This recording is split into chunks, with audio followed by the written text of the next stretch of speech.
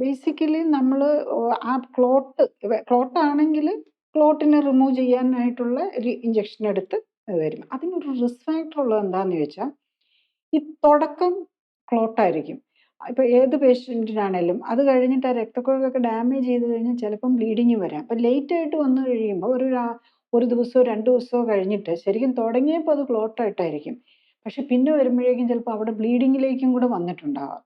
അതാണ് അതിൻ്റെ. അപ്പം നമുക്ക് തിരിച്ചറിയാൻ ബുദ്ധിമുട്ട് വരും ലേറ്റ് ആകുമ്പോൾ. ഇമ്മീഡിയറ്റ്ലി ആകുമ്പോൾ നമുക്ക് നേരത്തെ സ്ട്രോക്കിൽ നിന്ന് അത് ചിലപ്പോൾ ഒരു ഹെമറാജിലേക്ക് പോകാനുള്ള ഒരു സാധ്യതയും കൂടെ വരുന്നുണ്ട്.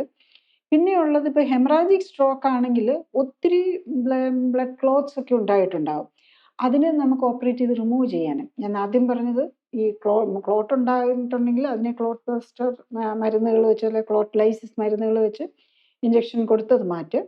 ഇല്ലെങ്കിൽ എംബോളക്ടമി പോലെ ചെയ്യുക. അതും കത്തീറ്റർ നമ്മൾ ഈ ഹാർട്ടിനൊക്കെ ആൻജിയോപ്ലാസ്റ്റി ചെയ്യൂല, അതായത് നമ്മളൊരു ഈ ഹാർട്ടിനും ഈ ഹാർട്ടിൻ്റെ അറ്റാക്കിനും നമ്മൾ ഈ സെയിം തന്നെ ഇഞ്ചക്ഷൻ എടുക്കാറുള്ളതാണ്. ത്രോംബോപ്ലാസ്റ്റിന് അതുപോലെ ഈ പ്രോട്ടീൻ നേസ് പോലെയുള്ള ഒരു ഇഞ്ചക്ഷനാണ്. അത് 2-3 ടൈപ്പ് ഉണ്ട്.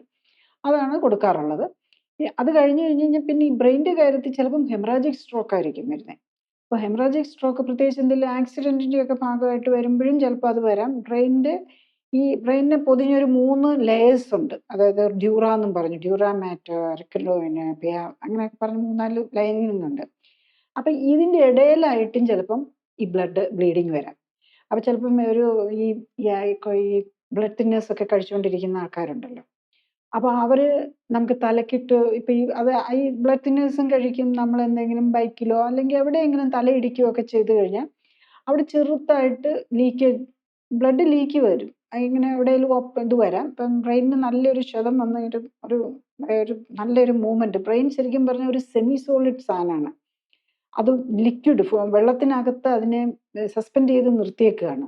അപ്പോൾ നമുക്ക് ഇടിയൊക്കെ വന്നു കഴിയുമ്പോൾ നല്ലൊരു കുലുക്കമൊക്കെ വന്നു കഴിഞ്ഞാൽ ഈ രക്തക്കുഴലുകൾക്ക് ഡാമേജ് വരാം, പ്രത്യേകിച്ച് ഈ ആത്രോസ്ക്ലീറോസിസ് ഒക്കെ ആയിട്ടിരിക്കുന്നവർക്ക്. അതിൻ്റെ ഇടയിൽ ഈ ബ്ലഡ് തിന്നേഴ്സ് കഴിച്ചുകൊണ്ടിരിക്കുകയാണെങ്കിൽ, ആ ബ്ലഡ് തിന്നർ എന്ന് പറഞ്ഞാൽ രക്തം കട്ട പിടിക്കാതെ ആക്കുക എന്നുള്ളതാണ്. അപ്പോൾ എന്താ പറ്റുന്നതെന്ന് ചോദിച്ചാൽ, ഈ ചെറിയ രക്തക്കുഴലിന് ഡാമേജ് വന്നാൽ അവിടെ നിന്ന് ഈ രക്തം കട്ട പിടിക്കാനുള്ള ശേഷി ഇല്ലാത്തത് കൊണ്ട് അവിടെ നിന്ന് ലീക്ക് വന്ന് ഒരു ബ്ലീഡിംഗ് ആയിട്ട് വരും. കൂടുതൽ അറിയാൻ ലിങ്ക് ക്ലിക്ക് ചെയ്യുക. കൂടുതൽ വീഡിയോകൾക്കായി സബ്സ്ക്രൈബ് ബട്ടൺ അമർത്തുക.